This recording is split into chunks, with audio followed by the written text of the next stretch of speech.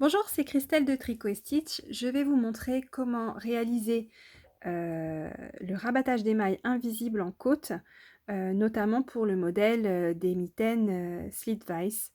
Alors, en fait, je voulais un rabattage pardon, qui soit un peu l'équivalent du montage alterné en côte. J'aime beaucoup ce montage parce qu'il est très élastique et il donne l'impression qu'il y a une continuité des côtes de l'endroit sur l'envers. Il n'y a pas de démarcation. Et donc, je souhaitais rabattre les mailles pour ces mitaines de la même façon, sans démarcation entre l'envers et l'endroit. On a l'impression que les côtes passent par-dessus et se poursuivent. Donc, c'est ce que je vais vous montrer aujourd'hui. C'est un rabattage qui se travaille donc avec une aiguille à laine. Donc, vous allez avoir besoin d'une aiguille à laine et d'une paire de ciseaux pour couper votre laine. Donc, il faut prendre un morceau de laine qui soit à peu près l'équivalent de 3 fois la taille de ce que vous avez à rabattre à la louche. Donc on va prendre un morceau de laine assez conséquent pour pas avoir trop de... Alors faut pas qu'il soit trop long non plus parce que sinon ça devient un petit peu pénible de tirer le fil. Mais bon, à la louche, voilà. Donc on va enfiler le fil dans l'aiguille. Et ça ressemble un peu au grafting, hein, le Kitchener Stitch dans l'esprit. C'est un peu son cousin, quoi. Donc, ce qui veut dire qu'il a en commun ceci avec le Kitchener Stitch, c'est qu'il faut se concentrer. Il faut être tranquille pour le faire parce que il faut vraiment se concentrer. Donc, pour le réussir, il faut bien garder à l'esprit que vous allez travailler chaque maille 2 fois.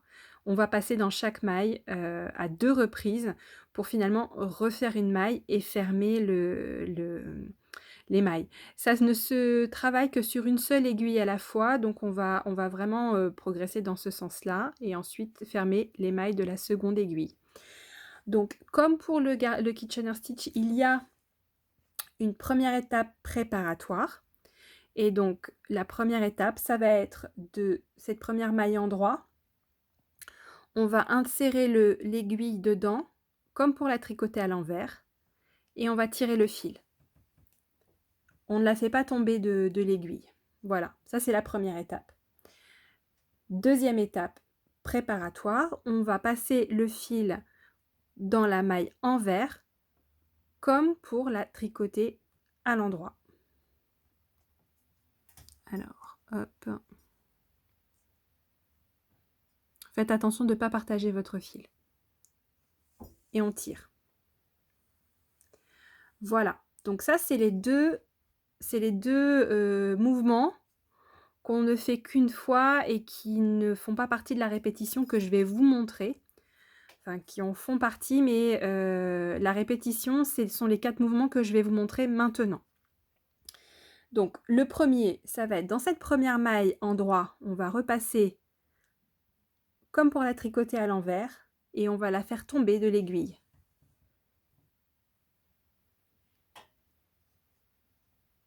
Voilà. Et ensuite, on ne va pas s'occuper tout de suite de la maille d'à côté, on va s'occuper de la prochaine maille en droit. Et là, on va passer le fil dedans, comme pour la tricoter à l'envers. Ensuite, on va revenir sur cette maille en vert ici. Et on va passer le fil dedans, comme pour la tricoter à l'envers cette fois-ci. On va tirer et on va la faire tomber de l'aiguille. Donc, c'était le troisième étape. Voilà. Dernier mouvement, on va s'occuper de la maille envers qui est là. Et on va passer dedans, comme pour la tricoter à l'endroit, mais de l'arrière.